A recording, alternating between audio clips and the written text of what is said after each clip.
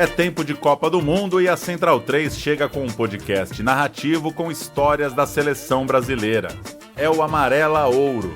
Personagens do passado, debates do presente e uma viagem por causos do maior time de futebol da história. Amarela Ouro, semanalmente no seu tocador. Uma produção Central 3. Faz Bebeto! Faz Bebeto! Faz Bebeto!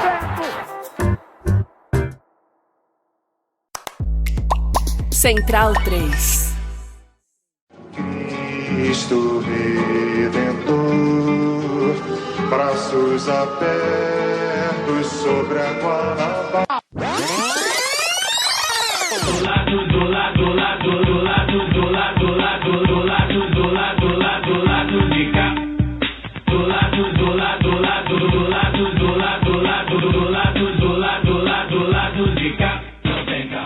Bom momento, ouvintes da Central 3. Hoje é segunda-feira, dia 15 de junho de 2026. E eu sou Caio Belandi, direto do Céu Estúdio, para mais um episódio da temporada lá do B10 Anos, chegando no seu feed. O time tá completo, com Daniel Soares e Fagner Torres Lima aqui no estúdio. E claro, Luara Ramos via internet. Hoje também tá com a gente médica, baterista, já chegou aqui falando de bateria, e já considero uma histórica deputada federal do Rio de Janeiro pelo PCdoB, Jandira Fegali. E aí, Jandira, falei com você em off, falei com a sua assessoria, é uma dívida que o lado B tem, enquanto veículo, ter passado 10 anos sem tê-la aqui, e eu, pessoalmente, quando fui seu eleitor, lhe considero demais, e eu quero falar muito sobre isso, inclusive nesse período de 10 anos. A gente ainda não teve a possibilidade de ter você aqui, enfim, dívida paga. Obrigado por ter aceitado esse convite. Bem-vinda. Bom, boa noite, obrigada, Caio, Daniel, Fagner, Luara, e esses 10 anos do lado B, para mim é uma alegria estar aqui celebrando os 10 anos. Não tem dívida não, tá tudo certo. Então, Daqui para frente a gente segue junto. Isso porque eu nem falei o quanto eu sou fã da banda do seu irmão, mas aí deixa seu irmão pra lá. Luara Ramos, bem-vinda de volta. Valeu, oi Caio, oi Fagner, Daniel, lá deputada, que prazer finalmente tê-la aqui com a gente. E olá para todo mundo que nos ouve, vamos embora para esse papo aí, porque essa dívida tem muita coisa para poder ser cobrada aqui hoje, do lado B, nessa conversa, e estamos muito animados com essa presença ilustre aqui hoje. A deputada já lançou o Desenrola 3.0 e já fez a nossa dívida, né, acabar, mas eu ainda me considero em dívida. Fagner, já negociei. Já está negociando, estamos aqui na negociação. Fagner, boa noite. Boa noite, agradecer mais uma vez a presença da deputada aqui com a gente. O Caio já falou tudo o que tinha para falar com relação a esse tempo, né, que nós demoramos, mas é um prazer enorme estar aqui. E eu vou passar logo a palavra para o Daniel para a gente ir em frente, porque tem muita coisa para falar e muita coisa para discutir do Brasil, do Rio de Janeiro, enfim. É isso, Daniel, então... Boa noite. Boa noite, né? Se o Fagner deu um boa noite rápido, o meu hoje vai ser... Você já tá longo. Já foi. Boa noite. Bem, gente, antes da gente começar a nossa conversa, dar aqui os nossos recados, né?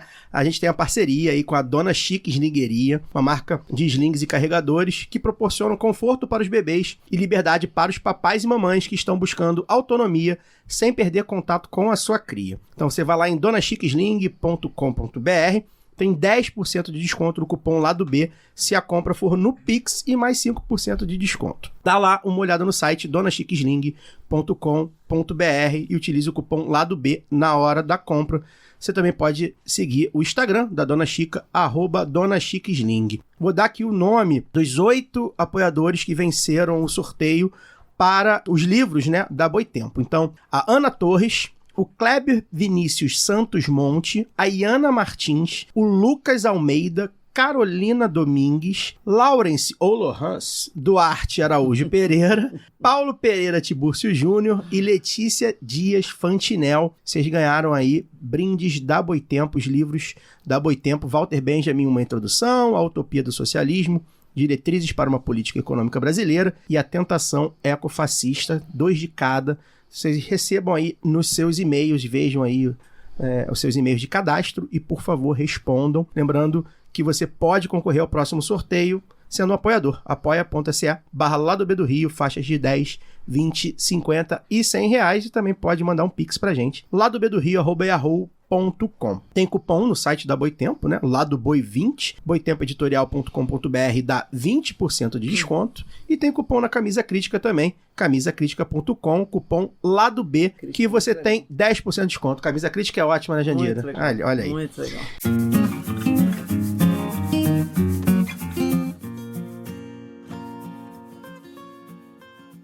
Jandira, a gente tá em clima de Copa, né? A gente tava falando aqui de Copa e tal, mas a gente tem visto aí que o Congresso não parou e essa semana tem um desafio muito grande que tá travada a pauta contra o fim da escala 6x1, né? Tá com um impasse, principalmente no Senado. A gente tá tentando andar nessa pauta já de algum tempo. É uma pauta que a gente, inclusive, tem falado há muito tempo, enquanto era importante que as esquerdas como um todo, o governo, os quadros, os partidos, os movimentos se unissem em torno dela. A gente conseguiu andar, uma vitória importante na Câmara, mas ainda está meio nebulosa a situação, principalmente no Senado. Quais são os próximos passos? O que a gente tem visto sobre isso? O que a gente espera nessa semana? Que é importante que a gente diga, nós todos aqui gostamos de futebol, nós todos aqui gostamos de Copa do Mundo, mas as coisas continuam e às vezes é nesse tempo de Copa do Mundo. É nesse momento que muitas vezes as coisas acontecem quando a gente tá, né, gritando, enquanto eles gritam gol do Brasil lá, né? Sem gritar gol também acontece, sem Copa também, mas nesse momento principalmente, como é que tá esse cenário? Vocês falaram isso de que a Copa desvia a atenção, eu me lembrei da Copa de 70, que eu me lembro como eu comemorei o feriado, porque nós ganhamos, né, a Copa. E por trás o que estava acontecendo, né? Da ditadura militar. Que, aliás, um filme, como cinema é importante, o filme Pra Frente Brasil, ele possibilitou a informação de muita gente do que ocorria naquele momento, né? Me lembro desse filme. E é isso, né? Enquanto a gente está ligado no jogo, muita coisa, a vida continua, não é assim? Então, o cenário lá do Congresso é um cenário estranho, né? Porque a gente conseguiu uma grande vitória na Câmara, foram apenas 22 votos contra, aliás, 22 simbólico. É bem simbólico, né? Ser contra o fim da escala 6x1. Então nós conseguimos uma grande vitória porque houve um apoio do Lula, teve o apoio também do presidente da Câmara e os movimentos sociais também se mobilizaram e a nossa articulação interna com o campo do Centrão, principalmente, para ter essa vitória.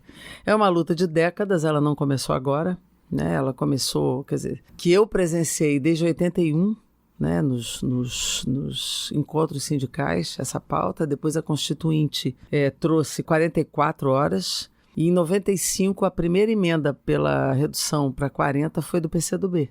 Né, nós que fizemos essa pauta através do deputado Inácio Arruda da nossa bancada. Aprovou na comissão especial e tal, mas nunca a pauta de plenário ela aconteceu. Tomou tração e agora a gente aprovou. O problema no Senado é um problema político do Davi Alcolumbre com o governo. Esse é o problema. Porque é uma emenda constitucional que nem vai à sanção presidencial, mas é uma pauta assumida pelo presidente Lula. Então, eles resolveram fazer pressão por quais interesses a gente não tem como declarar, porque eu também não sei quais são, mas que há outros interesses e aí eles resolveram travar a pauta do governo dentro do Senado. E travou muita coisa. Travou o fim da escala 6x1, mas travou outras coisas também. O presidente Lula, nós apresentamos um projeto da bancada, um projeto de lei, não uma emenda constitucional, e o presidente Lula mandou outro com urgência constitucional. E agora travou a pauta da Câmara. Eu imagino que vote essa semana, mas a PEC, na verdade, era muito importante que a gente aprovasse o Senado, porque ele é um guarda-chuva constitucional. Um projeto de lei é mais fácil de você alterar. De qualquer maneira, se votar amanhã o projeto de lei, ele vai complementar a PEC, mas o problema está no Senado, porque vai para lá, vai travar a pauta lá também, se o Senado não resolver votar. O que a gente está fazendo é estimular que o movimento social vá para dentro do Senado, que a pressão se faça. Nós estamos no ano eleitoral e essa pressão pode ter um efeito importante de fazer a pauta acontecer. Então, de fato, o problema político está lá e a pressão tem que se voltar para o Senado Federal e é o que a gente tem estimulado muito, o movimento sindical, as centrais sindicais, a sociedade toda.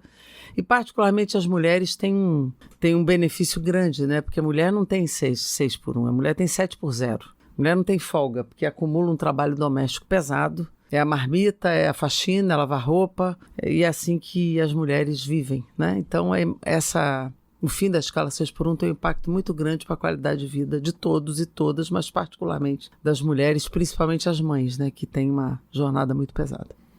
Deputada, eu acompanho o seu trabalho há algum tempo já, e como eu não sou do Rio, eu acompanho principalmente pelas redes, né, suas redes sociais, e a minha percepção é de que a senhora e sua equipe de comunicação, vocês foram alguns dos primeiros agentes assim da esquerda a perceber essa importância de disputar as redes, né, inclusive por meio de memes, né, mas sem descuidar de espaços que já são nossos também, como, por exemplo, o Lado B do Rio aqui, né, vejo muito a sua participação em outros espaços também de esquerda, a boa vontade, né, isso faz muita diferença para a gente que está fazendo comunicação alternativa, anticapitalista. E eu queria que a senhora comentasse um pouco sobre o que a senhora considera que foram seus acertos nesses últimos anos, né? O que você percebeu de até aumento da sua audiência nesses últimos anos de embate com a extrema-direita, principalmente, e onde a senhora acha que a esquerda continua errando na comunicação. A famosa autocrítica, né? Só a esquerda tem que fazer. Isso a gente aprende no partido, né? Fazer crítica, autocrítica, tomar paulada e continuar na luta. Bom, a primeira coisa que eu vejo, assim, onde é que a gente acerta, é porque eu não abro mão de disputar opinião. Porque um mandato parlamentar, a primeira tarefa dele é disputar opinião política, né? Porque muita gente acha que não, né? Então, a minha rede, por exemplo, muitas vezes ela é referência de opinião política. As pessoas, antes de darem uma opinião, vão lá olhar o que nós estamos dizendo. Então, esse espaço a gente conquistou, que é um espaço de referência, um espaço de opinião política. Eu nunca abri mão disso, mesmo na contramão da opinião pública. Eu me lembro, no período do impeachment da Dilma, a opinião era tem que ter o impeachment, né? Era uma pesquisa larga. E nós pulamos na frente dizendo que era golpe, que não podia, porque o PT estava muito acuado naquele momento. E quem pulou na frente, eu era líder de bancada, fui eu, e nós pulamos na frente. E isso tudo demarca uma coerência. É uma coerência. Eu acho que um dos grandes acertos da minha vida política, desses 40 anos de vida pública, é a coerência. Está sempre no mesmo partido, está sempre do mesmo lado. E com muita coerência histórica, né? E, ao mesmo tempo, tendo, vamos dizer, a independência de também fazer crítica, né? Esse juro tá um absurdo, o Banco Central é um absurdo, tem um monte de coisa que a gente critica, planos econômicos e tal, mesmo estando no nosso governo. Então, eu acho que esse é um dos acertos, que é fazer a disputa da opinião política. O segundo é estar dentro da Câmara fazendo entrega. Não basta marcar posição no parlamento, você tem que ter entrega. Isso é muito importante, você tem que ter suas leis, você tem que ter a capacidade também de realizar coisas estando no parlamento. Tem muita gente que marca posição, mas não tem entrega. A terceira questão, eu acho, que foi a linguagem que a gente usou, né? A linguagem de internet é uma linguagem diferente, né? Eu acho, inclusive, que a gente está precisando aumentar a nossa irreverência, minha opinião, que vai ficando tudo igual, vai ficando quadrado, então a gente precisa aumentar a irreverência. Mas essa linguagem dos memes, do bom humor, alternando com coisas muito sérias, muito duras, então acho que isso também foi um grande acerto. E o quarto é não tirar o pé da luta social. A gente nunca tirou o pé da rua, e isso é super importante, né? Tem uma coerência de estar no mesmo partido, a gente nunca baixou a bandeira do socialismo, nunca baixou a bandeira anticapitalista, a gente nunca baixou, mas entrou na realidade concreta também, né? Você faz a sua luta ideológica, estratégica, utópica, mas ao mesmo tempo você está na luta real, fazendo entrega, fazendo a disputa. Então eu acho que essa soma de fatores ela é muito importante. Onde é que eu acho que a esquerda erra? É porque não tem uma estratégia de comunicação comum, que a direita tem. A direita se estrutura, se organiza. Eles usam a comunicação como um repetidor permanente das suas mentiras, porque eles mentem muito, que a cara nem treme, né? É impressionante. Eles mentem descaradamente, mas eles têm uma estratégia que vai uma estratégia de comunicação no ambiente digital, uma comunicação de discurso, inclusive no plenário, todos sobem na tribuna para mentir igual. É o mesmo discurso da mentira. Mesmo discurso. Então, como comunicação tem muito da repetição, eles atingem milhões com o mesmo assunto toda semana. A gente não. Eu subo, falo da Palestina, o outro fala da cidade dele, o outro... Aí não dá.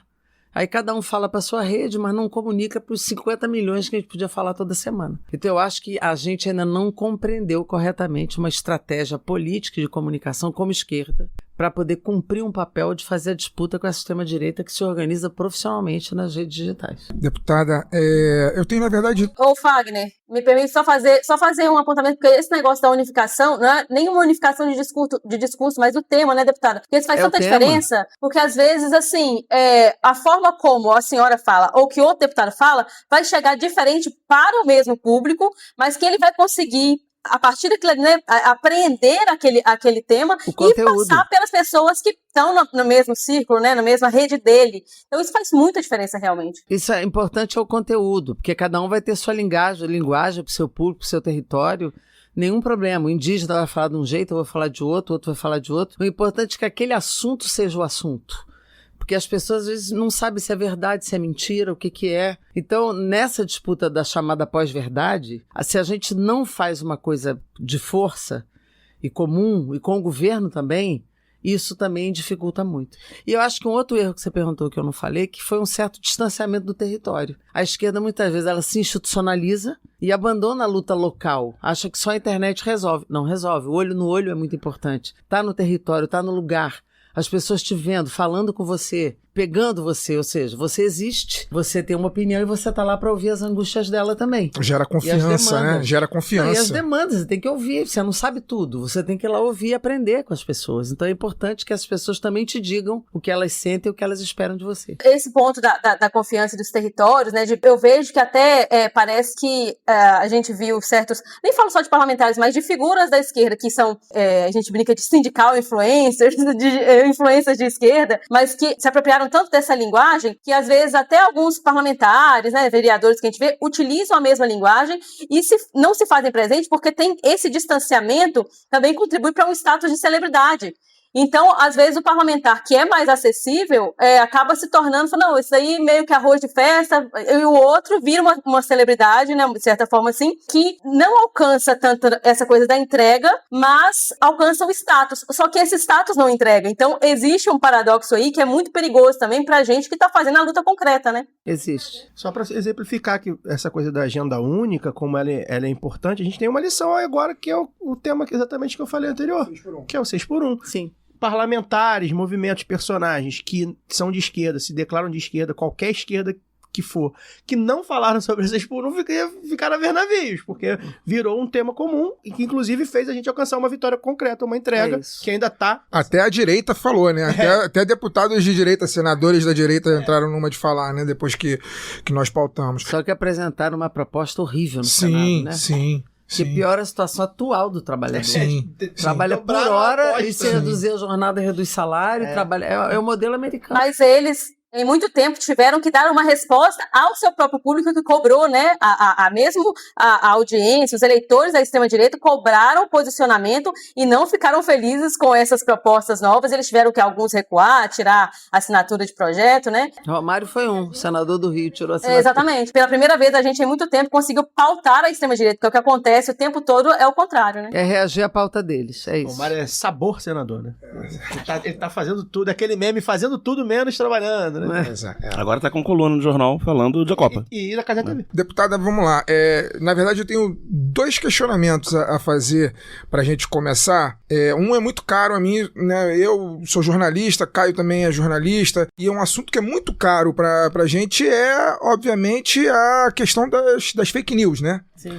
E eu me lembro, né? Eu tenho 40 e poucos anos, mas acompanho a política assim, bem viciadinho, desde muito... 40 e poucos anos é ótimo, né? Só ele sabe. Tá, 40 e poucos anos. Sub 50. Mas eu acompanho a política desde muito viciadinho, assim, desde muito pequeno, desde muito jovem, e eu me lembro que, obviamente, fake news sempre existiu em outros formatos, mas a senhora foi vítima de uma fake news muito marcante aqui no Rio de Janeiro, quando a senhora foi candidata a senadora, 2006. Né, em 2006. Nem faz tanto tempo assim, eu já tinha meus 20 e poucos anos. Eu ia falar, não era tão novo. Já votava, inclusive. Já votava, inclusive. Mas a senhora foi vítima de uma campanha ardilosa de fake news. A senhora liderava as pesquisas para o Senado e de uma hora para outra a gente foi surpreendido com a eleição do Dornelles na ocasião, falecido Francisco Dornelles, que depois foi governador também, enfim, vice do Sérgio Cabral. Vice do Pezão. Vice do Pezão. Queria que a senhora falasse sobre isso e como a senhora acompanha a evolução desse tema daquela época para o que a gente vive hoje. Mas além disso, eu queria que você fizesse um outro comentário, que eu acho que é um tema que é muito caro à senhora também, por ser médica, que é a questão da saúde dos hospitais federais no Rio de Janeiro. Recentemente, o deputado Ottoni de Paula fez uma denúncia que eu achei, né, que é uma denúncia gravíssima, mas que, assim, esquecendo a figura... Fez a denúncia não, né? Tá, vai. Jogou no vento. Jogou no vento. Ele jogou no vento. Ele jogou no vento. Eu acho que a gente tem uma médica aqui que é deputada federal há muito tempo e que conhece a realidade da saúde do Rio de Janeiro como pouca gente conhece. E eu gostaria que ela fizesse um raio-x sobre isso. Afinal de contas, a denúncia que o deputado Ottoni de Paula fez envolve um dos candidatos o pré-candidato à presidência da República da extrema-direita. E paciente da doutora Jandira Fernandes. Ainda tem isso. Foi atendido de forma emergencial. Quase foi. Eu nem lembrava desse detalhe, ainda teve isso. É verdade. Mas o pai não deixou, né? O pai impediu que a comunista encostasse no filho, coitado. A única coisa que eu consegui ali é que ele não caísse no chão. Eu queria que a senhora comentasse sobre isso. Primeiro, comentasse sobre como a senhora vê essa evolução desse tema que é tão caro a gente, que é comunicador, que é jornalista, que é a fake news. A gente, né, eu particularmente me vejo numa guerra, e eu acho que na guerra a primeira a morrer é a verdade, e a verdade está literalmente morta hoje. Só que isso começou muito antes, a senhora foi vítima disso. Né, lá atrás. E queria que a senhora comentasse também essa questão da saúde, principalmente dos hospitais federais do Rio de Janeiro, que é um tema muito importante. Né? Os hospitais federais são hospitais de referência e a gente sabe, enfim, as dificuldades que nós vivenciamos. A senhora, né, era deputada na pandemia e viu o que aconteceu no Rio de Janeiro na pandemia, inclusive o governador na época caiu por causa disso. Queria que a senhora falasse um pouco sobre isso. Primeiro, essa questão da fake news é tão criminoso que é muito angustiante para a gente não ter conseguido regular as redes até agora. Porque a regulação da rede não era para fazer censura, era para evitar crimes. Crime contra a democracia, crime contra as mulheres, contra a negritude, contra a população LGBT, contra a criança, contra a adolescente, contra a democracia e contra a saúde pública também, né? São crimes que se cometem nesse período onde você diz que a verdade morreu e que a gente precisaria ter conseguido regular. E nós não conseguimos correlação de forças na Câmara e no Congresso para fazer isso. E acabou o Supremo fazendo uma regulação básica por causa da eleição, mas é muito insuficiente. Eu fui a primeira vítima de fake news nesse país, né, nesse mundo político. E não tinha WhatsApp, não tinha Facebook, não tinha nada. Tinha SMS, era o que tinha naquele momento. SMS, púlpito de igreja e panfletos apócrifos. Exato. SMS, púlpito de igreja, panfletos apócrifos. Explica pra gente, por favor, deputado. Só pra então, eu fui candidata ao Senado em 2006 e eu tinha relatado um projeto sobre o atendimento do aborto, o aborto que está no Código Penal desde 40 no SUS. E isso fez eles levantarem uma campanha dizendo que eu era uma aborteira, que eu matava crianças, que eu era assassina de crianças, que eu não acreditava em Deus. E aí lá foi. E foi noticiado, né? Desculpa interromper. Foi noticiado, saiu na imprensa isso em 2006. Isso. Que houve disparos em massa de SMS. Isso. Ou seja, o embrião da fake news. Tecnologia... SMS que é pago. Era pago. Eram alguns centavos, mas tipo, em massa com recurso você faz isso. Então, em todas as missas da Igreja Católica, eles diziam para não votar em mim porque eu era assassina de crianças. Na porta das igrejas tinha lista com meu nome, dizendo não vote Jandira Fegali, em quem não votar, e estava meu nome. Nós chegamos a filmar um padre em Petrópolis fazendo isso dentro da missa. A gente tinha um filme sobre isso. Isso era em todo lugar, isso foi coordenado na época pelo dirigente da Igreja Católica aqui. E no SMS eles pegaram toda a rede Oi e TIM, as duas redes, da Oi e da TIM, na época, que as pessoas receberam até no exterior, quer dizer, foi total a rede, não foi uma coisa dirigida aqui. Foi até amigos meus que estavam no exterior, receberam lá também. E eles fizeram isso 3 dias antes da eleição, na véspera e no dia. Um SMS não vote Jandira, ela não acredita em Deus, é contra a vida, é assassina de criança, e lá foi. Tanto que eu estava na fila para votar e veio uma senhora, bateu no meu ombro e disse, olha aqui o que eu estou recebendo agora na fila para votar. Então isso foi geral. Então foi um processo muito duro, muito pesado assim, pouco antes da eleição também fizeram eu denunciei ao TRE um panfleto apócrifo, porque botavam cartazes do meu tamanho, eu sou uma mulher alta, cartaz do meu tamanho, eu com uma adaga na mão sangrando e crianças mortas embaixo. Isso era um cartaz que pregaram na cidade inteira. Minha filha tinha 13 anos, viu isso, tomou um susto com esse cartaz. E isso foi na cidade inteira também. E fizeram panfletos com papel bonito, papel couchê, bonitinho, sem assinatura, falando também isso, com a mesma foto, com a daga na mão. Não sei o que. Que é um crime eleitoral, né? Total. Aí nós denunciamos no TRE. O que eles fizeram? Eles armaram. Botaram um caminhão do TRE na porta da Cúria, dizendo que eu mandei o caminhão ir lá. Isso deu uma página do Globo. Capa do Globo e uma página, meia página do Globo, dizendo que eu mandei invadir a Cúria onde o Papa tinha pisado. Foi uma coisa assim, isso pertíssimo do 2006, o cardeal arcebispo era o Eusébio Scheid, né? Exatamente. Então era uma matéria enorme do Globo, deu chamada de capa com a matéria, dizendo que eu mandei invadir a Cúria. Imagina, eu nem sabia. Não, e a imprensa toda lá. Ou seja, eles armaram para que o cardeal falasse, a imprensa toda publicasse, deu capa de vários jornais e tal. Ali eu entendi o que estava acontecendo. Mesmo assim, na véspera da eleição, no sábado à noite, eu tinha 14 pontos de frente, com aquela abertura da pesquisa em Boca de Jacaré, assim, eu subi no Dornelles descendo, e no domingo eu perdi a eleição. Eu me lembro do Datafolha, numa matéria, dizendo assim, a única eleição que a gente não explica é para o Senado no Rio de Janeiro. Porque nenhum estudo de pesquisa conseguiu explicar aquilo, como é que até sábado, apesar de tudo isso, eu estava 14 pontos de frente, no domingo eu perdi a eleição e o Dornelles levou a eleição. Então é um processo que a gente poderia ter várias desconfianças, mas já foi também, né? Não vale a pena. Mas é isso, a fake news ela é criminosa. Ela é criminosa. É um negócio muito sério, muito grave que a gente vive no Brasil. De lá para cá, só piorou, porque agora você não tem só SMS, você tem tudo, tecnologia, né? O WhatsApp, a tecnologia se alterou muito e hoje você tem uma capacidade de alcance dessa tecnologia muito maior, então qualquer mentira, e com IA, com Deep Web, com inteligência artificial, bota o meu rosto com a minha voz um discurso que eu não fiz. Bota o meu rosto com o meu corpo pelado ou cheirando uma cocaína, seja lá o que for. Eles podem fazer qualquer coisa. Não podem tudo, mas podem quase tudo. Então nós estamos agora tentando regular a IA. Eu estou na comissão especial da IA, o relatório é para ter saído em novembro, não saiu, março não saiu, maio não saiu, nós estamos cobrando para tentar votar, porque já passou no Senado.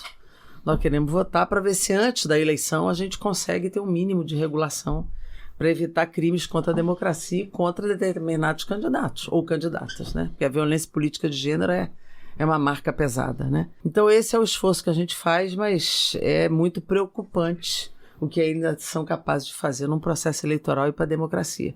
Aliás, o governo Trump e as plataformas têm feito isso em tudo que é lugar, né? Na Colômbia, no Peru, fizeram na Venezuela, estão querendo arrebentar Cuba, no Irã. E a arma da guerra é a propaganda também, né? Uma das grandes armas da guerra é a propaganda. Então, é tudo muito preocupante. Em relação à questão dos hospitais federais, são 6 hospitais federais e 3 institutos. Eu sou concursado do Ministério da Saúde e fui funcionária de um deles, que foi o Hospital de Bom Sucesso. Sou funcionária licenciada de lá. Esses hospitais sempre passaram por processos de nomeação política. O que é um negócio absurdo. Eu tenho 40 anos de vida pública, tenho 9 mandatos, nunca indiquei um diretor de hospital. Porque não tem por que um deputado indicar um diretor de hospital. Com que interesse você indica um diretor de hospital? Que é ordenador de despesa, que faz compra, que faz... Entendeu? Ou seja, é muito grave isso. Eu nunca indiquei absolutamente ninguém para dirigir um hospital. Mas muitos indicam, de várias forças políticas, né? Então, esses hospitais, eu me lembro, no Hospital de Bom Sucesso, a gente chegou a fazer a denúncia da Vera Oswaldo Cruz, na época, que botava mármore e Carrara sem precisar. A gente sabia que ali a grana estava sendo desviada e nós conseguimos derrubar a Vera Oswaldo Cruz. Tinha uma coisa chamada caixinha dos 10%, que deputados da Baixada levavam do Hospital de Bom Sucesso. Então, deputado da época, né? Não estou acusando individualmente ninguém. Mas, assim, isso é um histórico nos hospitais que é muito pesado. E a gente sempre pediu que isso fosse um processo técnico, que o corpo clínico indicasse. No Hospital de Bom Sucesso, nós chegamos a fazer eleição em urna, quando eu estava lá. Falei, não, vamos eleger em urna, vai ter os candidatos do hospital e tal. Então, eu acho, assim, que o Ministério buscar indicar ouvir do corpo técnico não é um problema, não precisa ter eleição em tudo nos hospitais. Mas é preciso ouvir o corpo funcional do hospital e indicar alguém que tecnicamente tem a capacidade de gerir. No governo Bolsonaro, o Flávio Bolsonaro foi o cara que indicou todos. Esses serviços pararam, teve muita corrupção. O que o Ottoni disse é verdade, né? Ele que comandou todos os hospitais e institutos, e a mando dele, os caras faziam o que ele queria. E como essa família é uma família corrupta, eu imagino tanto de dinheiro que eles não tiraram de hospitais que têm um orçamento elevado. Porque, como você disse, Fagner, são hospitais de referência. Vai de ambulatório a transplante. Faz cirurgia cardíaca. Então, são hospitais de alta complexidade e que, portanto, têm um orçamento alto. Então você imagina o que foi isso. E no período deles fecharam um monte de serviço. Andaraí, eu me lembro, fechou a emergência, fechou a cardiologia. Eu fiz uma comissão externa, em 2017, ainda era o Temer na época, já estava ruim. Eu coordenei essa comissão externa sobre os hospitais, depois piorou muito, assim, era um negócio... Eu me lembro eu conversando com diretora de hospital, eu dizia, quantos funcionários a senhora tem aqui? Ela dizia, não sei, fulana. Você já não sabia que o hospital ela tinha na mão. Não tinha nenhum vínculo com aquilo ali, nem administrativo, nem nada. Então eles devem ter roubado muito. Isso tinha que ser apurado, né, para que eles pagassem por isso. E hoje a gente tem um outro processo que deu uma solução vinculando esses hospitais a outras instituições, para poder ser um processo técnico. Então, o processo foi para o Grupo Hospitalar Conceição, o Hospital de Servidores foi para a Unirio, o Hospital da Lagoa foi para a Fiocruz. Então, os hospitais foram direcionados para outras instituições. Eu achava que tinha que ser uma fundação pública única, com todos vinculados a uma fundação só, mas a solução que o Ministério conseguiu dar foi que essas instituições assumissem as unidades para elas voltarem a funcionar. E muitos voltaram a funcionar. O município assumiu 2, Cardoso Fontes e Andaraí, né? Andaraí. Ipanema que não foi ainda. Cardoso Fontes e Andaraí, mas talvez Ipanema entre também nesse processo, não sei ainda. Então, cada um foi assumindo e botando para funcionar com outro tipo de processo. Mas essa questão do Flávio precisava ser profundamente apurada para que ele pagasse pelos crimes que cometeu contra a vida das pessoas, além da corrupção. Deputada, a senhora falou na nossa primeira resposta, né, sobre a situação do Senado, né? Davi Alcolumbre, travando as pautas do governo e tal. Esse ano nós temos renovação de 2/3 da casa, cada estado elegendo 2. Eu ia até citar o exemplo que o Fagner citou, né? Que a senhora foi candidata ao Senado em 2006, aconteceu, já falamos aqui. E essa experiência não só foi precursora da fake news, como demonstra uma grande volatilidade no voto ao Senado. Né? O voto ao Senado geralmente é o último que as pessoas definem, é uma eleição estranha, porque ela é para um cargo parlamentar, mas ela é majoritária. Então ela mistura lógicas e tal. E, sobretudo, uma eleição com 2 votos. A gente viu outros exemplos de volatilidade grande. A própria última eleição no Rio de Janeiro, em 2018, né? Junto com Flávio Bolsonaro, o César Maia liderava todas as pesquisas, e no dia da eleição perdeu. Apareceu o Haroldo de Oliveira, que o grande público nem era conhecido, embora fosse deputado há muitos anos, não era alguém conhecido do grande público para uma eleição majoritária, nem fez uma campanha tão grande. Rádio Melodia, exatamente, mas enfim, tô falando, isso não sai muito da bolha dele que ele conseguiu mobilizar. Teve uma eleição peculiar. Uma onda. Exatamente. Uma onda que elegeu um Witzel, que ninguém sabia quem era, que nem daqui era. Exatamente. Eu costumo falar que o mesmo susto que eu tomei quando eu liguei a televisão no dia da eleição, às 5 da tarde, e tinha a projeção do Witzel com 42% no segundo turno, foi o mesmo susto que eu senti quando eu tive a notícia de que o Dornelles tinha ganhado a senhora em 2006. Não, as pessoas exatamente a mesma coisa. Senadora na rua até hoje, todo mundo acha que eu ganhei aquela eleição. Porque quem não prestou atenção, passou 3 meses liderando pesquisa. 24 horas doente. Mas tudo isso pra dizer que a gente tem... 8 anos de trabalho. A gente tem renovação, e ficou 4 anos sem mandato, né? Porque tinha sido candidato, não foi candidato a deputado. Aí eu fui secretária de Ciência, Tecnologia e Desenvolvimento em Niterói e secretária de Cultura do Rio nesse período. Havendo a renovação, né, de 2/3 do Senado, nesse cenário de grande volatilidade e suscetível a fake news, né? Como é que a senhora vê o cenário nos estados, em geral, no Rio de Janeiro em particular, porque a senhora é deputada pelo Rio de Janeiro, e em que o desafio da esquerda a gente tem numa situação de 2 votos, né, e muita gente também não sabe que são 2 votos, vai descobrir que é 2 votos, resolve na hora, resolve no dia, resolve na véspera, é facilmente influenciável, né? Pelo pastor, ou pelo amigo, pelo grupo, tal, pelo segundo voto. Então o desafio da esquerda é, ao mesmo tempo, tentar carregar os 2 votos nos estados mais lulistas, que tem maioria, e isso passa por acordos políticos, né, da montagem das chapas estaduais, e em estados como o Rio de Janeiro, que a gente sabe que infelizmente não somos majoritários, tentar carregar pelo menos um voto, né, com essa lógica de 2 votos. Como é que a senhora vê esse cenário? Então, eu acho assim, essa preocupação do Senado é uma preocupação do presidente Lula. As eleições têm muito vínculo com a disputa nacional, né? Não tem muito jeito. E no Rio de Janeiro, a tradição é o governador puxar muito o Senado. O candidato a governador vitorioso puxar. Né? É uma certa tradição. Isso não aconteceu no meu período, quer dizer, acabou acontecendo, mas o meu governador era o Vladimir Palmeira, que teve 3%. Eu tive muito mais votos que o governador, nosso candidato na época. E fiz a disputa com o candidato do governador que venceu, que foi o Sérgio Cabral. Mas, no geral, quer dizer, essa é uma preocupação central de ter um quadro no Senado que, pelo menos, não lhes dê maioria absoluta, não dê isso à direita. Eu acho que o índice de reeleição para a Câmara vai ser alto, é a minha opinião, acho que vai ser alto. não vai ser fácil a renovação. No Senado, a gente ainda tem dúvida, porque o quadro nos estados ele está se conformando agora. Porque como é eleição majoritária, os governadores esperam um pouco para poder fazer as composições da chapa, que é ele mais 2, né? Aqui no Rio de Janeiro, a Benedita é a candidata, vamos dizer, da nossa federação, que é o campo mais à esquerda. Existe uma candidatura do PSOL também, que é a Mônica Benício, que eu acho que vai ter muito voto dobrado com a Bené, mas com pouca chance, na minha opinião, de eleição.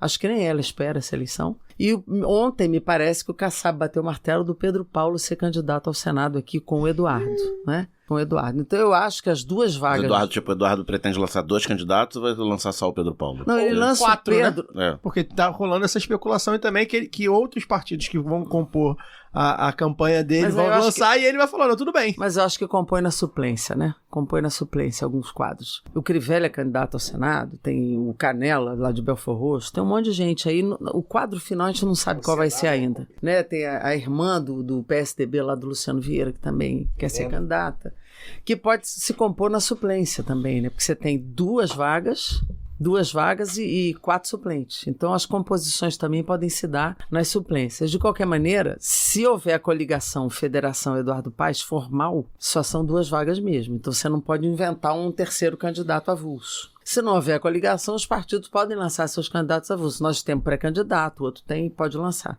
Mas eu acho que a tendência é coligar. E os 2 candidatos do Eduardo ficarem Benedita e Pedro Paulo, e ele pode, de alguma forma, fazer uma certa política com outros candidatos para não... Porque o Eduardo pretende ganhar no primeiro turno essa eleição. Ele não vai querer bater de frente com ninguém então, que não seja o candidato. Então, acho que ele vai fazer, não vai fazer a campanha, mas também não vai bater e vai fazer um acordo de boa vizinhança, eu acho, né? Então, mas o quadro final para o Senado, ele não está claro em lugar nenhum ainda. Nem em Pernambuco. Está claro onde tem lá o Humberto Costa, que tem a Marília, mas tem outros candidatos. O Túlio Gadelha foi para o PSD para ser candidato da Raquel Lira. Você vê como é que o quadro está em movimento, né? Então é um quadro ainda que não dá para você dizer, olha, a gente vai conseguir pelo menos evitar uma maioria da extrema-direita ou da direita e vai ter um bom quadro de senadores. Eu acho que a gente pode eleger. São Paulo tem um quadro mais interessante, né? Da Marina e da Simone Tebet, que são 2 quadros que compõem com a Haddad, mas talvez o Tarcísio faça um, porque ele tem a máquina na mão. Então é um quadro ainda... Carrega, né? O quadro majoritário do Senado ainda é um quadro de evolução. Não dá pra gente taxar agora como é que vai ficar a correlação de força do Senado. Nem para governador ainda, tá meio em alguns lugares. Tá bem confuso. Pernambuco vai ser mais uma vez uma eleição bem engraçada de acompanhar, né? Não sei se engraçado é o termo, né? Mas é bem curiosa, né? Porque, enfim, um lugar onde tinha briga de primo, de irmão, e agora vai ter uma briga também dentro da coligação. Vamos ver como é que vai ser. O João Campos tá bem, mas não vai ser uma eleição fácil, uma eleição dura. Uma eleição dura. Porque a Raquel tem a máquina, né? Tem a máquina e cresceu um pouco. Ela cresceu, Ela cresceu na última pesquisa. Mas vamos ver, lá é um lugar onde estar perto do Lula ajuda bastante, né? Mas não tem do Lula, tem 60% lá. Pois é. No Rio, a nossa expectativa... É claro, eu acho que a extrema-direita está perdendo muito. Com todas essas denúncias, Vorcaro, Clã Bolsonaro, Eduardo Bolsonaro, um filme que, pelo amor de Deus, não sei se vocês viram, o roteiro é horrível, é ridículo. Infelizmente vimos. Até porque não tem biografia suficiente para fazer um filme também, né? Então... Tem que inventar que ele prendeu um traficante. Pois é. Que é o cara que planejou o atentado. Imagina. Então é um roteiro ridículo, né? Também Mário Frias, não tem como esperar muita coisa, né? Mas é um roteiro muito ruim, mas essa história do envolvimento do Vorcaro, que não foi só o dinheiro do Vorcaro, teve dinheiro da Prefeitura de São Paulo, emenda parlamentar do Mário Frias. Então é um negócio que eu acho que vai ter um impacto muito negativo nesse lado, nesse campo, né? Tanto que eles estão com dificuldade de ter um nome para senador aqui. Pois é, eles estão batendo bastante cabeça. Um lugar onde tinha o Flávio Bolsonaro senador e o Carlos ainda foi embora para Santa Catarina, eles perderam essa chance de que tentar teve problema lá também. Tá tendo. Espero que perca feio. Mas eu digo, eles não têm um quadro hoje fácil para eles. Então o Lula, que tem perdido as eleições no estado, pode ganhar.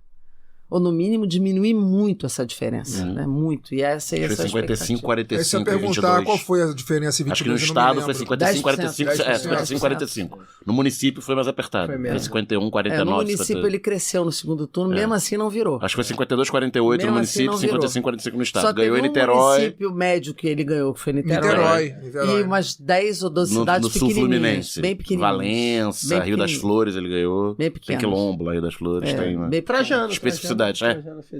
Aliás, sobre o filme, eu vou até dar um mérito pra eles, né? Porque provavelmente foi maior trabalho que eles fizeram na vida pra ganhar dinheiro, né? Então, assim, o roteiro é ruim, mas pelo menos precisaram fazer um roteiro, né? Pra ganhar 100 milhões. Nunca trabalharam antes pra ganhar tanto dinheiro. Dessa vez trabalharam. O problema Olha é que que o em dinheiro não foi tempos pro filme, né, de gente? inteligência artificial, ainda tem isso, né? É o quê? eu não sei quanto de ChatGPT, trabalho né? teve, né? Tem isso. O ChatGPT tem isso. Pode ter sido. O ChatGPT faria melhor, hein? Eu acho que foi autoral. Enfim, O roteiro tiveram, é muito ruim. Nossa. tiveram pelo menos o trabalho de disfarçar aí o dinheiro dado aí.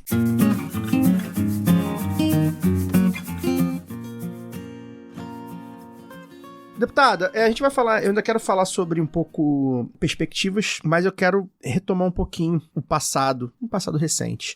O Lado B tá fazendo 10 anos agora em agosto, e a gente surge, dá um contexto pra senhora e pra quem tá nos ouvindo pela primeira vez, a gente surge No impeachment. exatamente golpe. na época do golpe da Dilma. No golpe. Com a gente revoltado com esse discurso único que havia. É claro que já havia blog, já alguns canais menores, né, ou que não tem o alcance de hoje, já havia, né, gente aí fazendo esse discurso, não era nada inaugural, mas ainda era muito incipiente, e foi um momento muito duro de se posicionar. Isso. Como nunca mais, assim, depois disso, até 2018, foi mais fácil se posicionar, porque era para antagonizar contra o Bolsonaro, muita gente conseguiu antagonizar.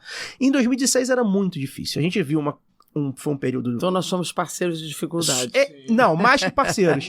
E aí eu falo porque que é uma dívida. Você, como um quadro político, institucional, foi uma inspiração para que a gente se mantivesse lá. E de verdade, assim, o bom de ser independente é que a gente pode falar o que quiser pro convidado, porque é genuíno. Vê-la naquele momento como linha de frente da defesa à presidenta Dilma, porque era uma defesa também à presidenta, a pessoa da presidenta Sim. Dilma. Uma defesa à democracia, ao país. E você esteve sempre na linha de frente, ali mesmo, literalmente. Pegar as fotos, os vídeos, você está sempre ali do lado da Dilma, é uma das principais. Foi candidata à Prefeitura do Rio, notadamente... Fui a única que chamei a Dilma. Exatamente. Todo mundo fugiu dela e eu chamei ela. Para denunciar que estava tendo um golpe e que a gente sabia o que aconteceria. Nós sabíamos.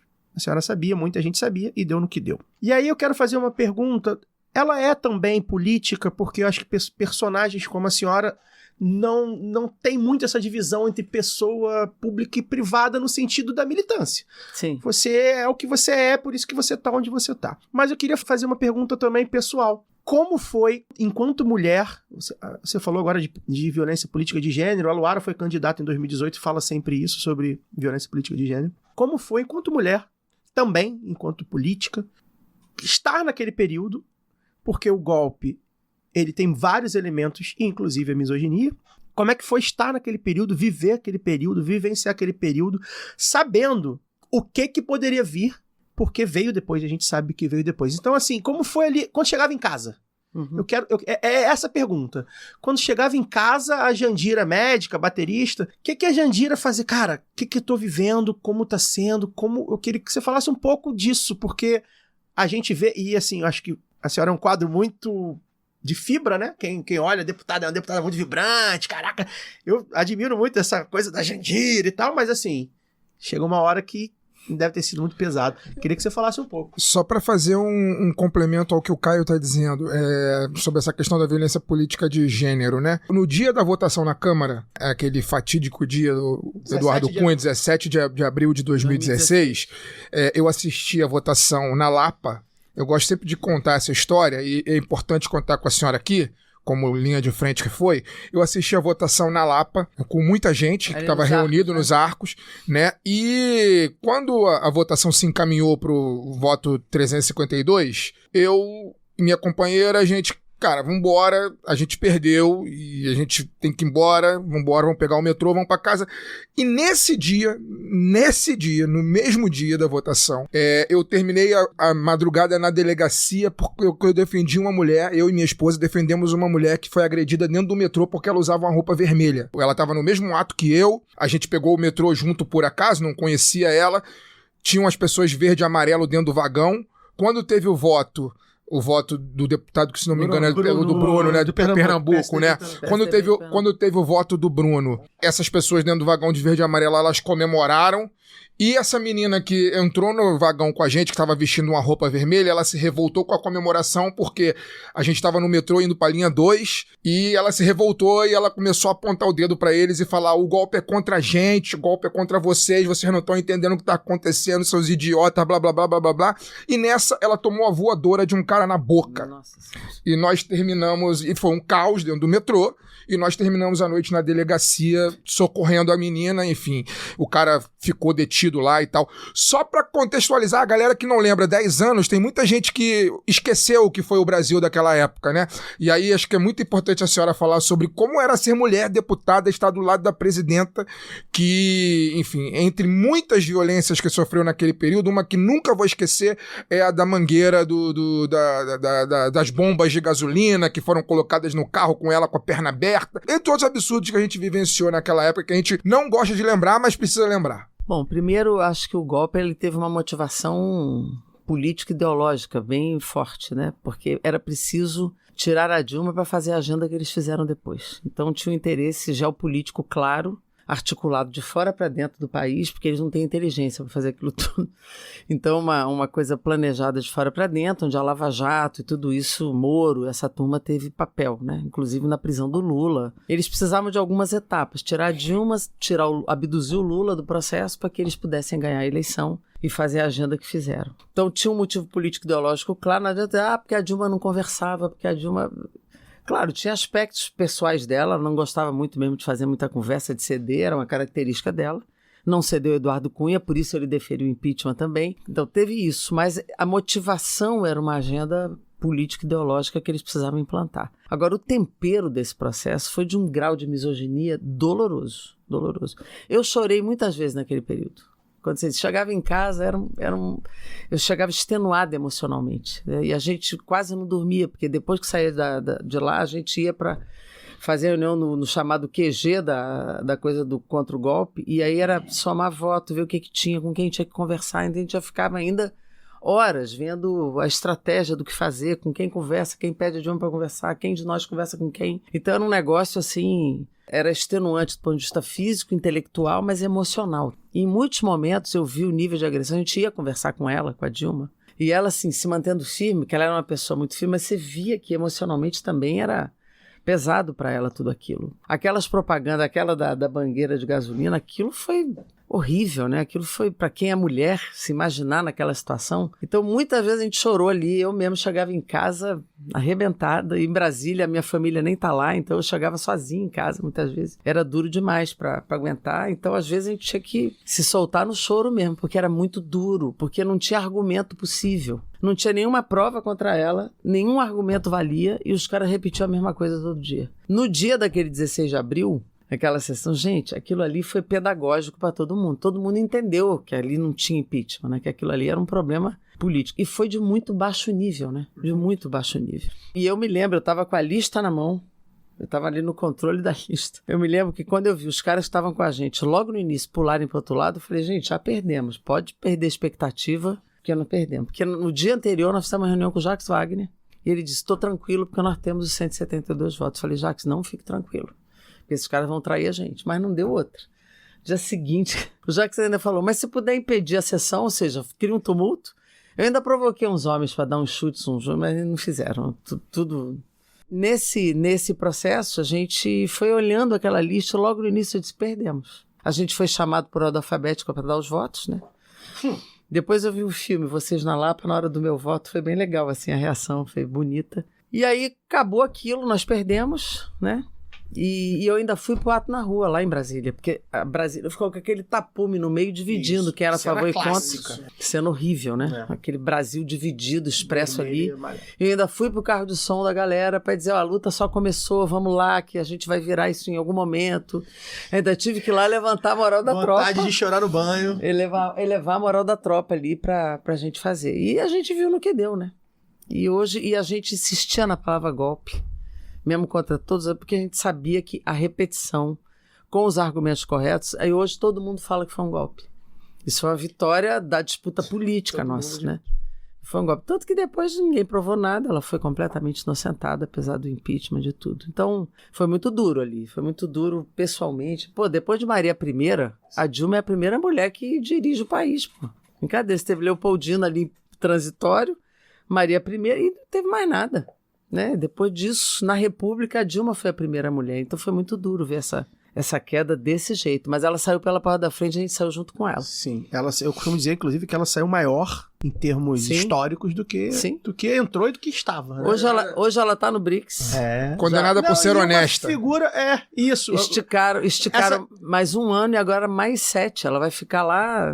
Essa coisa da história absolver, a gente não acredita muito nisso, mas no caso dela, acho que está muito claro o que o Brasil ela chega hoje, ela é ovacionada. Ela sai do Brasil, sai da liderança do Brasil, deixou o Brasil de um jeito e o Brasil foi para um lado e ela foi pro outro. E assim, tá muito claro, né? E é isso, assim. Esse dia, inclusive, para mim é um dos dias mais tristes da minha vida, tranquilamente. A eleição do Bolsonaro em 18 também, porque ali a gente via as coisas acontecendo, era sentindo o lixo sendo jogado na nossa cara, assim, né? E de fato, tá tudo ali. Tudo que a gente viveu, tá vivendo com disputa, né? A gente tá aí ganhando algumas coisas e tal. Mas tudo que a gente viveu da chamada polarização tá tudo ali, né? Deus, pátria, família.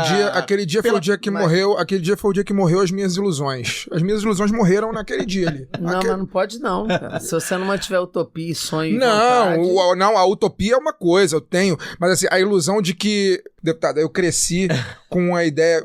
Né, o meu segundo voto foi eleger Lula presidente em 2002. E dali pra cá, eu vi o Brasil ser um país muito diferente do país que era quando eu era criança. Assim, eu sou uma criança, minha mãe pegava leite com um ticket do Sarney pra mim. E eu entrei na faculdade, eu me formei, viajei pro exterior, fiz um monte de coisa que nunca sonhava fazer. Chegou um determinado momento da vida ali, entre 2010, 11, 12, que eu olhava assim e falava, cara, no Brasil não tem limite, assim, agora acabou, assim. É isso aí. Capa da The Economist. Capa da The Economist. É isso aí. Acabou. Aí, de repente, vem em 2015, 2016 e acontece aquilo na nossa cara que a gente viu sem motivo. Barra pesada. Sem motivo. Então, quando eu digo que morreram minhas ilusões, é no sentido de, tipo assim, a disputa né? É eterna. De achar que tava dado, né? Não tem nada dado. Democracia não tem nada a revolução. É isso. Esse sentimento eu tenho também, porque a gente retrocedeu em algo que a gente achou que só ia andar pra frente. A gente reclamava que tava andando pouco. Eu me lembro do artigo do Fiore, na época, que ele falando da América Latina, ele dizia, aqui nós avançamos e vamos, né? E vamos seguir, porque vai se consolidando vitória, democracia. Olha aí como é que tá a América Latina, tá brabo. Agora, você falou um negócio da violência, da camiseta vermelha. Eu me lembro que naquele momento, de 2018 em particular, foi muita violência. Eu escrevi um texto sobre isso. Eu nunca publiquei, mas eu escrevi. Porque quando eu tô angustiado, ou triste, ou alegre, ou feliz e tal, eu escrevo. Aí, Luara. Eu escrevo. Você também, Laura? Então somos duas. Eu escrevo. Então, esse texto está escrito. Eu falando exatamente sobre essa violência, sobre a cor da camiseta, o que podia acontecer com as pessoas e tal. E vejo o que aconteceu com o senhor agora, semana passada, em Copacabana.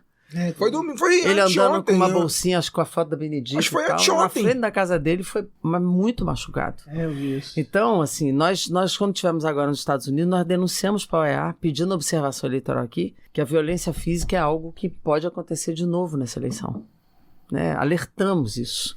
Porque isso aí, se eu apanhar desse jeito, só porque andava com a bolsa com um negócio da Benedita, com a logo da Benedita, ou a foto dela, não sei, isso é um negócio que a gente não esperava mais viver e tá vendo acontecer. Então, isso é algo muito preocupante, né? Então, a gente precisa denunciar e punir para que isso fique intimidado. Lu?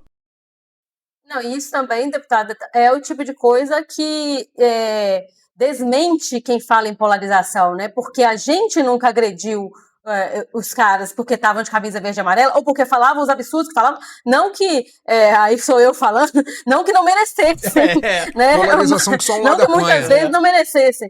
Mas você não vê essa polarização da violência, né? Vê só de um lado. Nenhum. E eu queria, assim, algumas coisas a senhora já falou aqui, mas a política é essa arena, né? Muito ingrata, e sobretudo, eu acho que agora nos tempos de redes sociais, das Big Tech também atuando diretamente, né? O voto é cada vez mais volátil. A senhora já falou que acredita que as bancadas vão se manter, se quiser comentar sobre por que acha isso também. Mas muitas vezes o discurso de renovação, ele pulveriza as bases, ele consome muito da estratégia, a gente já falou que falta, né, essa unificação aí do conteúdo e dos discursos, mas muitas vezes consome da estratégia das bancadas, que as bancadas fazem para eleger ou para manter os seus deputados mais combativos. Então, depois de tantas eleições, né, de 40 anos de vida pública, como a senhora mesmo falou aí, o que te mantém nessa doideira que é a disputa eleitoral num país como o Brasil, Jandir? E o que você ainda tem, o que a senhora ainda tem para oferecer para esse Brasil dessa sua vida, né? Porque consome muita energia também. Muita coisa. Inclusive, essa complicação da conjuntura brasileira e internacional foi o que me fez compreender que eu não podia sair agora, porque experiência nessa hora conta, viu?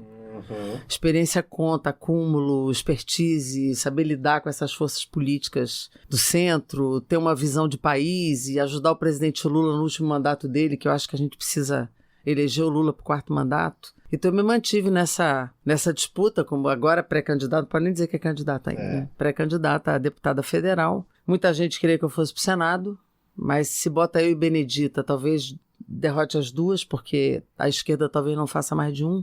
E aí não dava para eu tirar voto dela ou ela meu, então a gente achou melhor concentrar na Bené essa campanha. Mas tem uma coisa que você falou, viu, Luara, que eu acho muito importante, que essa estratégia, o discurso da renovação e da ampliação, acaba derrotando quem já está, muitas vezes. Eu tenho tido um fogo amigo, assim, mesmo dentro da esquerda. Não, Jandira está eleita, vota em mim para eu ajudar ela lá. Olha, ainda tem esse cinismo. Tem algumas eleições já esse discurso. Toda eleição eu sou vítima disso, mas agora piora, né? Porque a disputa tá dura, né? A chapa tá forte, e a pessoa diz, não, vota em mim porque a Jandira tem, porque eu vou ajudar a Jandira lá, é mole, ainda vai me auxiliar ainda. Então esse tipo de coisa é complicada, quando a gente diz, não, a gente quer ampliar a bancada, mas ampliar não significa retirar apoio de quem tem que retornar. Tem que ampliar os eleitores, né? O primeiro passo. É isso, então eu tenho vivido isso muito, toda eleição eu vivo isso, e agora de novo. Então é preciso a gente acabar com esse discurso, porque isso, eu me lembro do Suplicy. O Suplicy perdeu uma eleição por causa disso, para o Senado. Porque o Suplicy está eleito, vota aqui, ele perdeu a eleição. Então tem que ter muito cuidado com isso, que a gente acaba derrotando pessoas que já têm um histórico, já têm um lastro, já têm uma possibilidade em nome de uma renovação que pode acontecer em nenhuma das duas. Você derrota quem está e não elege o outro. E isso é muito complicado. Mas estamos aí na disputa de novo. Ave Maria. Essa disputa, eu fico pensando, faltam o quê? 3 meses para eleição, um pouco menos de 3 meses, um pouco mais de 3 meses, né? 4 meses. Mais de 4 meses, né? Não, são 4 meses, porque é 4 de outubro ou 6 de outubro? Primeiro domingo de outubro. 4 de outubro. 4 de outubro. Então você tem ainda um pedaço de julho, né? Metade de julho. De junho, julho inteiro, agosto, setembro inteiro. 3 meses e meio. 3 meses e meio para a eleição. Ave Maria, é muito rápido, né? Tá passando rápido. A campanha mesmo é muito curta. 45 dias. Diminuiu o tempo, né? Na minha primeira eleição em 86, eu fiz campanha de março a novembro. A eleição era em novembro. A eleição era 15 de novembro. 15 de novembro. Foi para estadual na época, né? Foi para estadual. E eu que comecei ali, partido pequeno e tal, eu fui candidata porque não tinha outro quadro, eu era do movimento sindical, Jandira tem que ser, porque a gente precisa voltar com a legenda para a Assembleia Legislativa. 40, a primeira eleição do PCdoB legalizado. 40 anos na clandestinidade, precisamos retomar. Eu fiquei um mês pensando, vou, não vou, até que eu entendi que eu precisava ajudar o partido. Pra pensar é um luxo hoje em dia. Inclusive. E eu me lembro que eu acabei sendo a deputada estadual mais votada, porque a gente fez uma campanha super inovadora, super ideológica, foi tudo na rua, programa de televisão todos na rua, foi muito interessante. Fazer um comentário aqui. A minha família, tradicionalmente, durante um bom tempo, muitas pessoas da minha família trabalharam na GE. Ali na Miguel, ali na Miguel Ângelo. Eu ia pra porta do Jacarezinho da GE, 5 horas da manhã. E aí eu queria só fazer um comentário assim, a minha tia-avó que me criou, né? Eu perdi minha mãe muito cedo, pequeno. Minha tia-avó que também trabalhou na GE junto com a minha mãe e tal. Toda vez que se aparecia na televisão, ela faleceu recentemente em 2023, mas toda vez que se aparecia na televisão, ela falava: conheço a Jandira desde a porta da GE, quando ela tava lá nos anos 70, 80, não sei o que e tal. Você nem existia, a Jandira já estava lá na porta da GE. Ela sempre falava 5 isso. da manhã a gente ia pra lá. Duas escuro ainda, no Jacarezinho. 2 coisas que ela falava. Quando a Jandira aparecia na televisão, ela conhece a Jandira desde a porta da GE. E quando aparecia a Cidinha Campos na televisão, ela falava: a Cidinha pode ter muitos problemas, mas ela é fiel ao Brizola. Ela sempre falava isso. A Cidinha saiu do PDT, né? Agora ela saiu, foi pro PMDB. Agora já saiu do PDT. Não precisa concordar não, deputada. Deixa eu te falar. Não precisa concordar. Pra gente finalizar, também uma pergunta que é isso, né? Dessa coisa, eu não gosto de fazer essa divisão, mas é também do trato, né? Por ser mulher, principalmente, mas por ser uma mulher de esquerda, comunista e tal. Como é na Câmara, atualmente? Como é que é lidar a pior legislatura até agora? Até agora.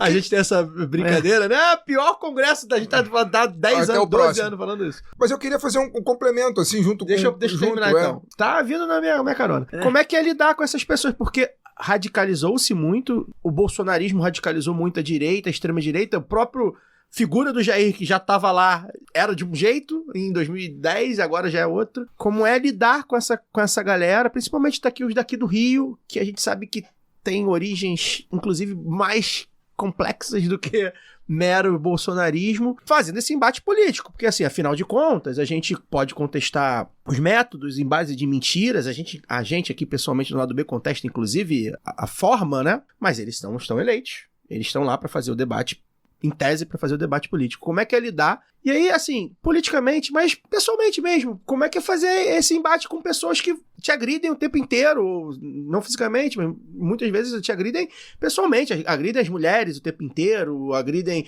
a esquerda o tempo inteiro, se eles fazem o tempo todo. Tudo bem. E desejam a nossa morte publicamente.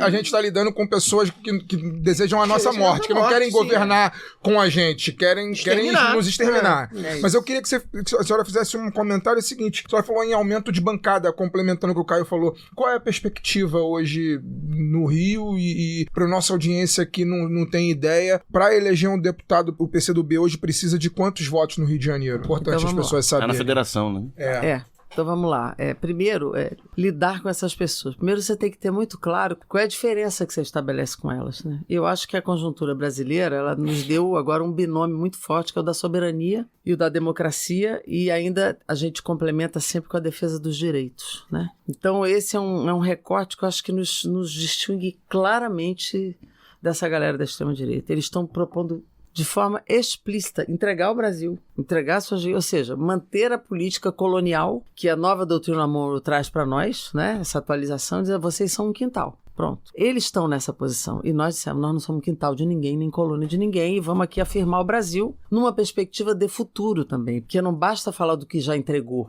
Precisa dizer o seguinte, o que vai ser o Brasil em 2030? Qual é a oportunidade para essa juventude? Qual é a oportunidade para as mulheres? Vai ter indústria, não vai ter indústria? Qual é o projeto nacional para desenvolver esse país, né?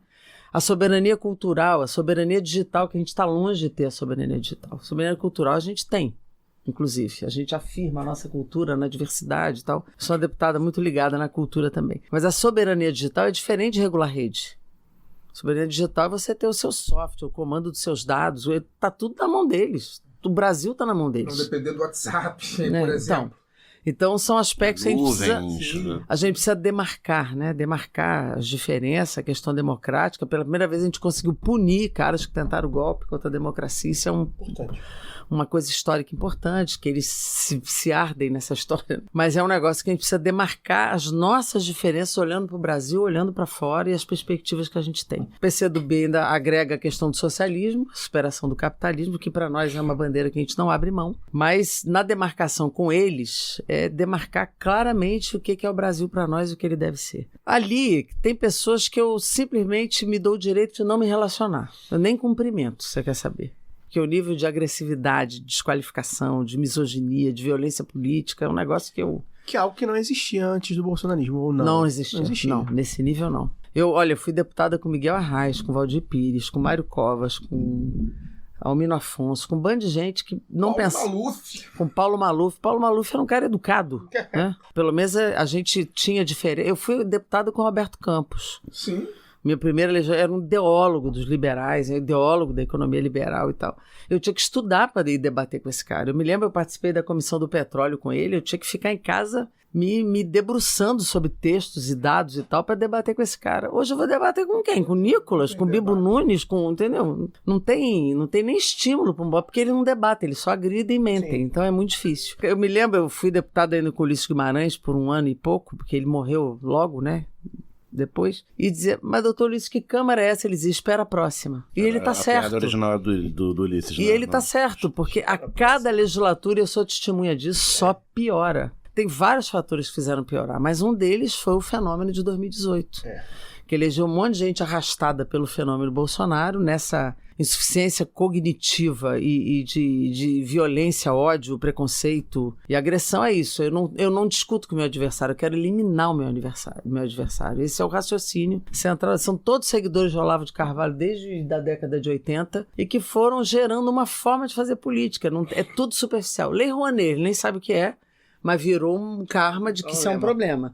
Kit gay, que nunca existiu, mas virou um... Então eles vão criando coisas curtas, superficiais, agressivas, grotescas, e as pessoas vão seguindo sem nenhum raciocínio, né? Só repetem e vão. Então é um problema. Então eu não me relaciono com essas pessoas mais agressivas. Agora tem alguns que eu consigo conversar. Converso, falo, você diverge de mim e tal, mas nos respeitamos. Então tem uma parcela, principalmente no Centrão, transito bem ali. Um exemplo, deputado. São vários. Toda a bancada do PP, do Republicano, do União Brasil, eu converso com todo mundo. O meu problema está muito dentro do PL, assim, que são pessoas muito agressivas. E é a maior bancada da Câmara.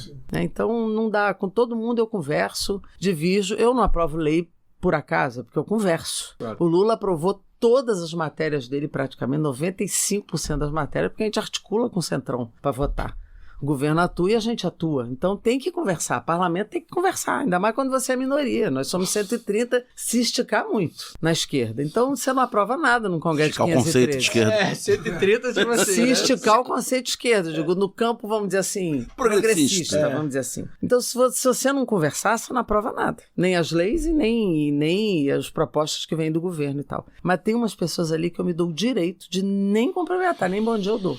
Família Bolsonaro, nunca cumprimentei. Eu cheguei no Congresso junto com o Bolsonaro em 91. Então eu cumprimentava, tal, porque eu não conhecia direito. Depois que ele agrediu Maria do Rosário e tal, nunca que mais. É um corte também bem... que ele começa a se tornar uma figura nacional, né? Essa agressão a Maria do Rosário. Não, e ele só falava de tortura, só elogiava a ditadura. É um negócio horrível. Então eu simplesmente não me incomodo com eles, assim, no pessoal, não. E com relação a essa perspectiva de aumento de bancada?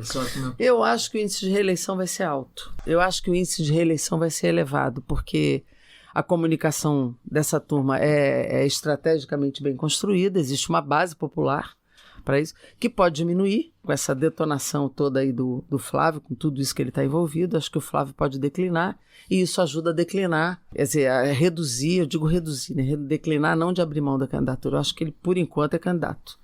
Basta ver as propagandas que eles estão fazendo em TV, centrado nele. Então, acho que a perspectiva é ele manter. Mas eu acho que se reduz o impacto dele na eleição, reduz a bancada também. Pode cair um pouco. Mas eles têm uma base... Sobretudo porque nos estados, né, os candidatos a governador, como o senhor mesmo falou, exatamente, costumam arrastar não só Senado, como também deputados. É isso. Então, eu acho que eles podem reduzir um pouco, mas com as emendas parlamentares que são altas. Então eu acho que o índice de reeleição ainda vai ser elevado, mesmo que eles percam um pedaço, ainda vai ser elevado. E a gente pode crescer um pouquinho, para dar um equilíbrio maior, mas não acho que a gente vai virar maioria no parlamento. Acho que o Centrão é sempre o que vai ser ali o fiel da balança por uns bons anos. Porque eles se beneficiam das emendas PIX e não perdem diretamente com a questão workada e tal. Embora estejam todos no bolso, não vamos nomear porque eles são conversáveis. Não, tem muitos ali que vão perder, porque o nome vai aparecer. Até outubro, né? Eu acho que vai aparecer muita coisa ainda. Deputada, foi um prazer bater esse papo. Pra mim também. Como eu falei... Dívida paga. A dívida tá paga. Desonerado, pronto, desenrola 3.0 da Jandira Fegali. A gente sabia que seria um papo muito, muito produtivo, né? Repito, assim, um jornalista não pode ter... o Código de Ética diz que pro jornalista manter um distanciamento com o entrevistado, mas como aqui o podcast é nosso, a gente que criou, a gente que manda, a gente que faz as leis... A gente que fez o código. A gente que fez o código, eu faço questão de dizer o quanto eu admiro o seu trabalho enquanto deputada. Eu realmente acho que desse período que o Lado B surge em 2016, a gente conta poucos e bons e poucas e boas que estavam ali em 2016 na frente, na linha de frente, não hesitaram em momento nenhum. E a senhora é uma dessas pessoas. Aliás, é bom lembrar que quando eu entrei no debate da Globo de prefeita, eu falei que a Globo apoiou o golpe. Isso. Né? E desde lá eu tô vetada editorialmente. Nunca mais. Em todo o sistema Globo. Você pode botar no seu currículo. Não, já tá. Então muito obrigada. Deixa seu recado final, seu boa noite, e é isso, a gente agradece muito a sua presença. Não, primeiro agradecer muito, né, o convite, espero que vocês me convidem mais vezes. Voltará. Eu voltarei para conversar, viu, Luara, que tá longe, vê se na próxima tá aqui, Luara, pra gente se ver aqui. E assim, agradecer e pedir que as pessoas de fato botem a mão na cabeça, na consciência, para ajudar esse país a não retroceder, que ele possa de fato avançar e a gente pensar não só para a nossa geração, mas para gerações futuras, uma perspectiva de Brasil livre, com grande independência, com soberania, respeitando direitos, e que a gente possa, nessa organização e nesse debate político, a gente apontar um caminho até melhor da felicidade, do bem viver, que é a superação do capitalismo, que é o que a gente debate sempre. É isso. Luara Ramos, obrigado, boa noite. Eu que agradeço, Caio. Eu que agradeço, viu, Jandir? Espero estar aí nas próximas com vocês.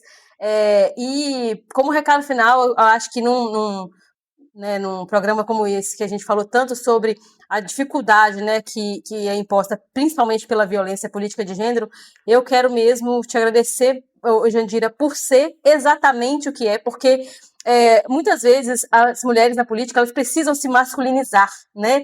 E por masculinizar, eu vou usar muitas aspas aqui, porque a gente acredita, né, nos papéis feminino, masculino como algo social, ou seja, não é natural da mulher que ela seja mais cordial, mas eu vejo a senhora como uma pessoa muito generosa e que nunca abre mão dessa generosidade.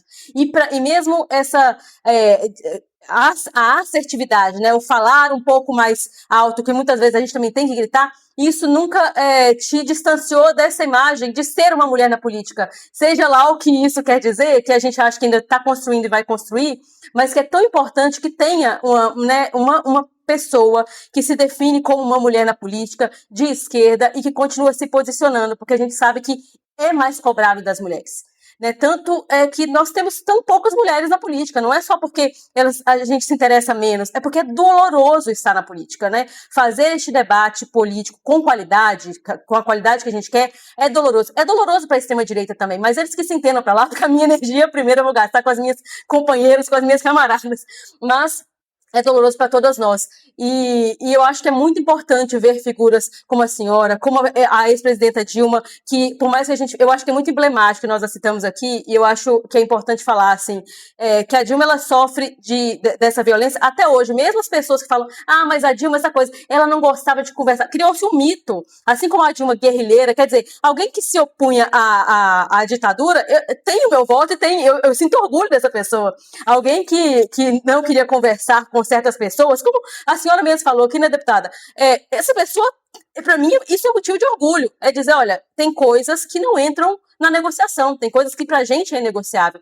E muitas vezes isso é tratado como uma falta de tino político, né? Principalmente assim, ou das mulheres falar, não, então aqui não é pra elas, porque, né, faz assim. Mas o que nós vimos em todas as instâncias, não só na política, mas de direção, é que onde a gente coloca as mulheres, as coisas se endireitam, ou melhor, se esquerdam, porque a gente coloca uma outra visão. E eu acho muito importante que a gente tenha essas referências como a senhora é. Muito obrigada mais uma vez, até a próxima semana. Muito obrigada, Luara. É preciso que as mulheres votem nas mulheres também, né? Porque as mulheres hoje votam majoritariamente nos homens, senão não teríamos 513 no parlamento com 18% de mulheres apenas, né? É preciso essa tomada de consciência também. Fagner Torres. Agradecer a deputada Jandira, é um prazer recebê-la aqui mais uma vez, né, reforçar, dizer que a casa está aberta. Que bom. Caio, esse negócio de código de ética, isso aí, cara, você acha que o Carlos Henrique Schroeder, quando estava na Globo lá, não conversava, não tinha fonte com político, não conversava, não tem suas preferências, eles têm as preferências dele também, eles só não falam, né? A gente fala, a gente é honesto e fala, o Alicamel tem a preferência dele, o Schroeder tem, e por aí vai. O falecido Alberico Souza Cruz, então tinha muito... Mas esse deixou claro. Esse deixou claro. Pois é, esse deixou claro no debate de 89, inclusive. Então, não se esquenta com esse negócio, não. A gente tem lado, é bom que a gente tenha lado mesmo, que a gente diga o nosso lado. É o lado B. Exatamente. É isso aí. Aliás, Luara, queria comentar, te agradecer por ter usado assertividade da maneira correta. Eu sei que a língua é viva, tá mudando, já tô aceitando assertividade para outras coisas, mas você usou de uma maneira que me deu uma risadinha, que me orgulhei. Daniel, obrigado, boa noite. Obrigado, dizer de maneira assertiva, que foi ótimo ter a deputada aqui. Muito obrigado e até a próxima. Gente, para encerrar aqui... Daniel é econômico. É economista econômico. Mas é super bem informado, mas é econômico. É economista da palavra fácil. Economista do povo. Economista do povo. Gente, antes pra encerrar aqui, vou indicar os podcasts da casa. A gente não falou de lado B hoje, de Copa do Mundo hoje, né? A gente sempre tá falando aí, semana que vem a gente fala. Estamos de verde e amarelo. De verde e amarelo. A gente fica...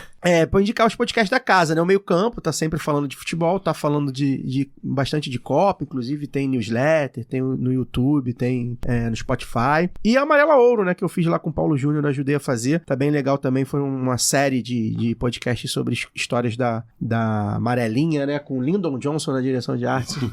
E, por fim, o Sarriá, que não é da Central 3, mas leva aí o selo Central 3, porque é do Leandro e a mim. Procurem aí Sarriá no YouTube. A gente encerra por aqui mais um episódio da temporada Lado B do Rio. Semana que vem a gente vai ter mais Lado B. Estamos sempre aí te convidando a ficar com a gente e fortalecer o jornalismo independente, contra-hegemônico e anticapitalista, forte, amplexo e até a próxima. Um abraço para todos que nos ouviram. É e todas.